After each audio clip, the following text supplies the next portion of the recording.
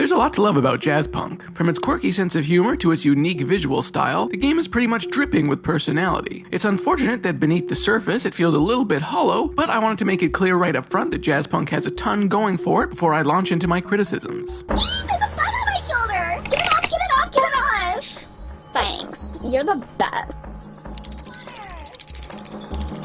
The game has a great oddball charm to it and is so gleefully unique that it's kind of hard to resist. But at the same time, the gameplay is a bit non-existent. You're essentially just ferried from one location to the next without any real sense of player agency. Aside from the occasional minigame to distract you, the gameplay essentially boils down to finding an item, then walking a few steps and using the item. Even still, the game is able to get away with quite a bit. It's really fast-paced, with each new area to explore being radically different than the last. It's also got a really fun, Douglas Adams-esque self-referential sense of humor.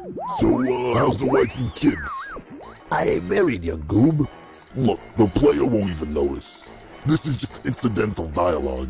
Another sour note is that the game ends kind of abruptly, and by kind of abruptly, I mean super abruptly. I literally went back and played the last 15 minutes or so over again, because there's a choice you make right at the end, and I figured, oh, I must have triggered some kind of weird early ending by making the wrong choice, but nope, the game ended. I certainly don't have anything against short games. In fact, I often prefer shorter, punchier games that do their thing and then wrap up before they have a chance to overstay their welcome, but in this case my issue was less that the game didn't last X hours, and more that it honestly felt like the story was just ramping up and then, oh wait, it's randomly over for some reason. It took me about 2 hours to finish, though if I'd known it was going to be so brief, I probably would have lingered a bit longer throughout, but even still, I wasn't exactly rushing through. Still, I suppose it's a whole lot better to be enjoying a game enough to be disappointed when it's over, rather than it going along so long that it becomes tedious, even if this one does end so abruptly as to almost feel like an incomplete experience. But again, though I'm coming off fairly negative, I like this game. In fact, I think I'm being tough on it because it feels like it had the potential to be something truly special, but shallow gameplay